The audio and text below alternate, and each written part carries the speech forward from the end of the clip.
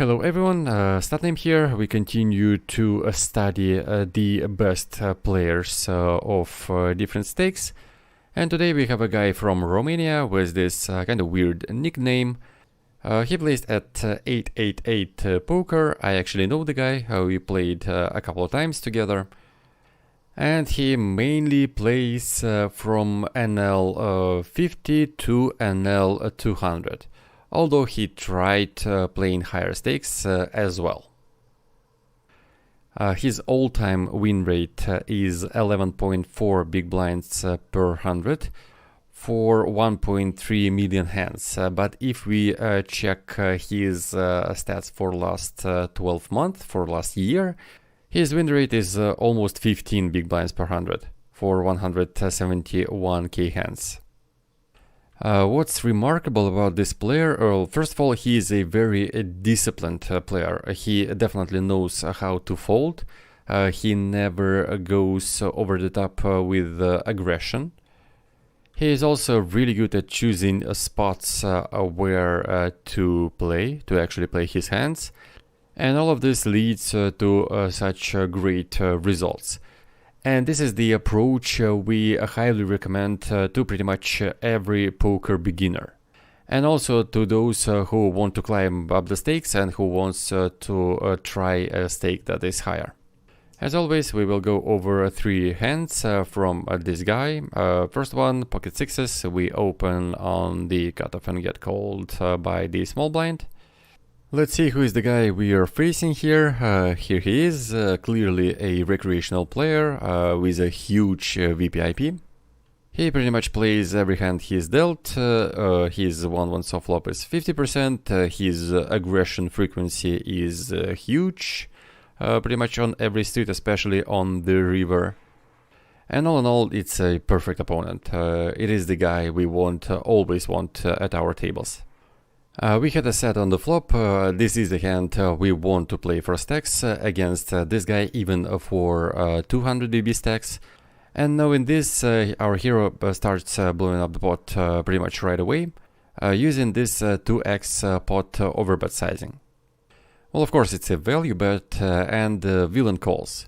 We have another jack on the turn, which is good for us because now he can have different trip combos, which he can definitely overplay and basically go broke with. And at the same time we realize that he has pretty much all the possible trips in his range.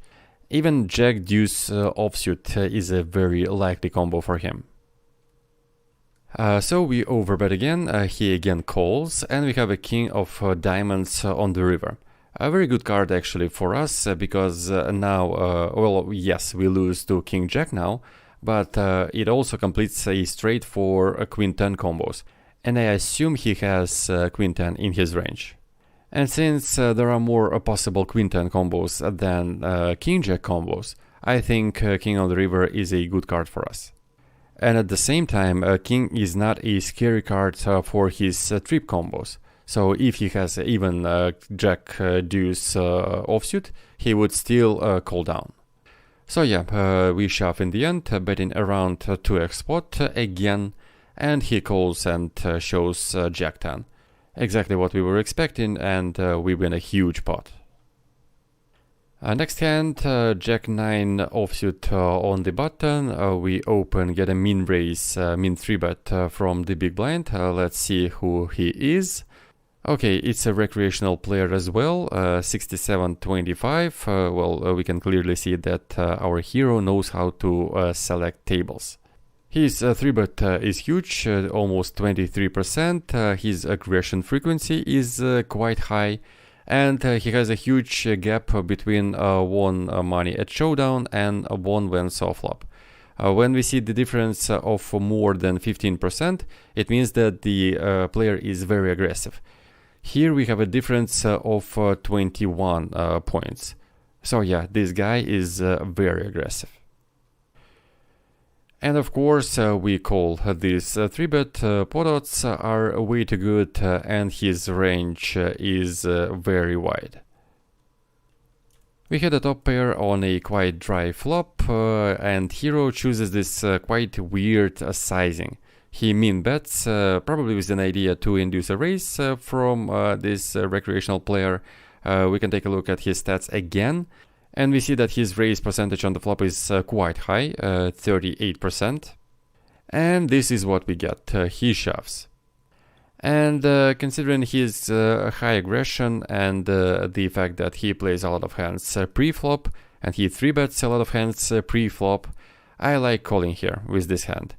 Even though we didn't put a lot of money into the pot in the first place. So yeah, I think it's a good call. And he shows king-queen. So it was just a bluff for the whole stack.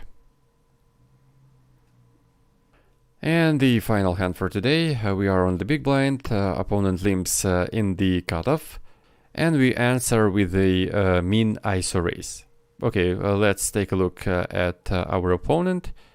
He is a recreational player, 54-24. He again is quite aggressive, and those aggressive recreational players, they usually lose more money than passive ones or those with average aggression frequency. And again, we see a big gap between won money at showdown and won when soft flop. So it is a guy who likes to bluff and against whom we want to bluff catch a lot. And we also want to stack off thinner with our value hands. Also, let's see his limp folding tendencies. Okay, he knows how to limp fold, but what is even more important to us is that he almost never limp raises.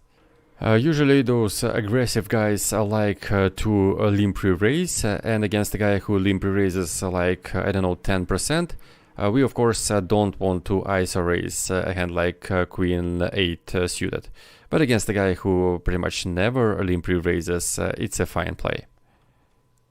And at the same time, when we limp re-raise this small, we don't lose a lot of money when we hit nothing on the flop and we have to play check fold. So yeah, in this case, in terms of our red line, we don't lose as much. But if we hit really well, like in this case, hitting top 2 pairs, we can anyways get a lot of money in, either by the betting big or by check raising. And here has decided to check.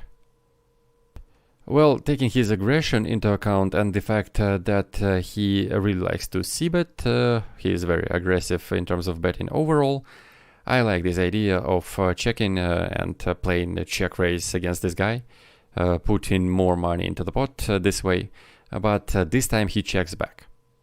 A Nine of Hearts comes on the turn, and before the board becomes really scary, because before we have a 4 straight board on the river, we want to get as much value as possible right here on the turn. And this is why hero bets this big. It's a very interesting move from our hero because our opponent here is also a stationary. His win to showdown is quite high, and his fold against c-bet is low, pretty much on every street. So we overbet really huge, and at this point we have to realize that this way we pretty much commit ourselves to the pot. So we have to shove on every river card. He calls, and we have a 5 of spades on the river, not the greatest card in the deck, of course, because he probably still has some 6x combos. But the thing is that even if we lose this pot against a straight, his call on the turn with pretty much any 6x combo is definitely a losing one. So he will never make money against us in the long run. So yeah, we're shove for value because we are committed, as I said before, and even if he shows a 6, we know that it is profitable in the long run.